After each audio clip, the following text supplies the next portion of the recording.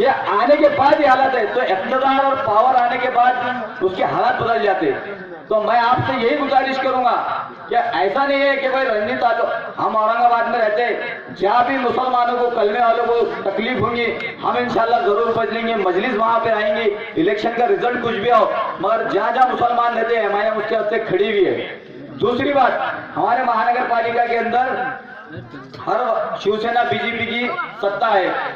होता यह था हर साल का जो बजट रहता था तो शिवसेना बीजेपी के कारपोरेटर को साल का बजट 2 करोड़ 3 करोड़ रुपए देते थे, कांग्रेस वालों को 1 करोड़, एमसीपी वालों को 1 करोड़, एमआईएम तो समझो हम अब आए। तो हमने ये करे, हमने कमिश्नर को महापौर को बोले सभागृह हाल के अंदर कि महापौर साहब, कमिश्नर साहब आप ये बताओ ये सभागृह में पूरे नगर सेवकों की हैसियत क्या है? तो बोले समान है, तुम्हारे वाला बजट भी समान होना चाहिए।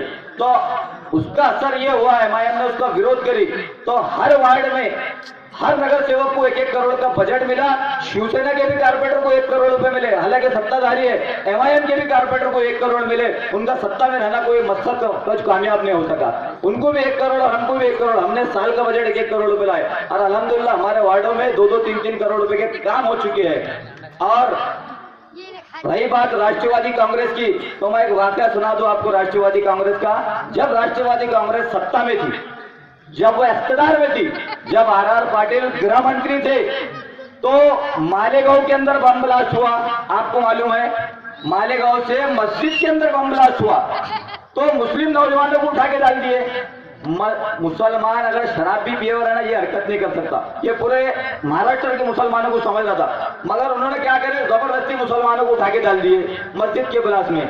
हैदराबाद में मक्का मस्जिद में एक ब्लास्ट हुआ, हैदराबाद में, वहां भी मुस्लिम बच्चों को उठा के डाले।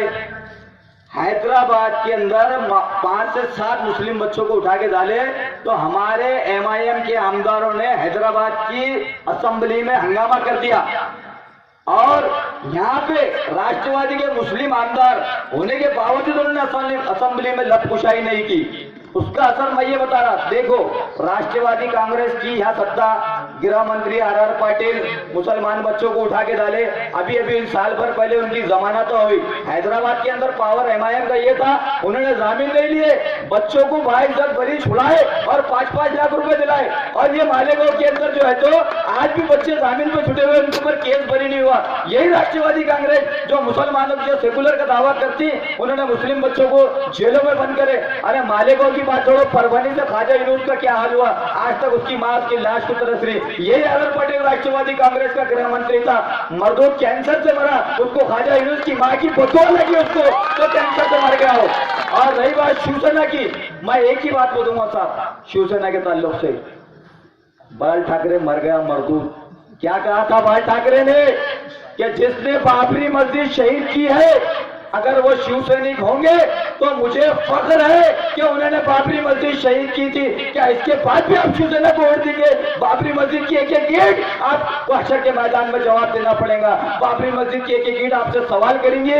ये बाल ठाकरे के अल्फाज है, पेपर में भी आया था, न्यूज में नहीं आया था, कोई दिल से नहीं बोल रहा, हक बात है। बाल ठाकरे का कहा था कि बाबरी मस्जिद शहीद करने वाले के ऊपर मेरे पर फख्र है, अगर वो शिव सैनिक है तो आपको हशर के मैदान में जवाब देना पड़ेगा। अगर ये बात सुनकर भी आप शिवसेना को वोट देते हैं तो मुझे बैर नहीं है कोई कैंडिडेट से, मगर पार्टी देखिए आप, वो मुसलमानों से ताज्जुब रखती है, मुसलमानों के खिलाफ कोई ना कोई मसले मसाइल पैदा करती है। यही शिवसेना बीजेपी की सरकार ने तो गोश्त पर पाबंदी लगा दी।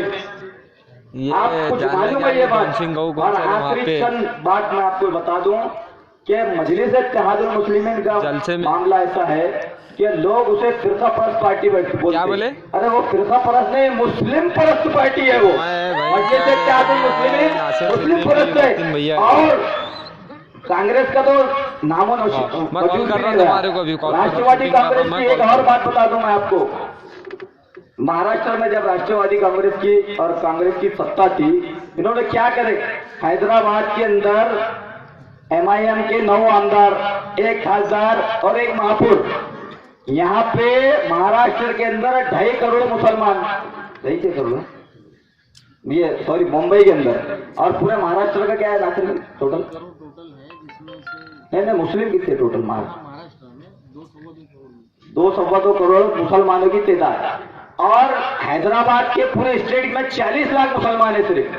तो एमआईएम ने साल का बजट मुसलमानों के वास्ते 1000 करोड़ ली, और यहाँ हमारी 2 करोड़ मुसलमानों की तादाद। कांग्रेस राष्ट्रवादी के दौर में हमको कितना मिला था बजट? 200 करोड़ रुपए।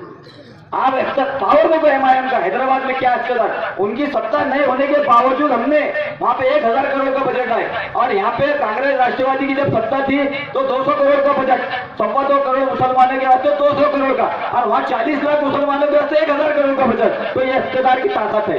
तो जिस दिन हमारे नुमाइंदे चुन के आएंगे, तो जब हमारे मसले मसाइल हल होंगे, आप अच्छे उम्मीदवार को वोट दीजिए और अच्छे उम्मीदवार को कामयाब कीजिए। मजलिस इत्तेहादुल मुस्लिमीन का उम्मीदवार आपके सामने खड़ा है, आपके सामने विकल्प है।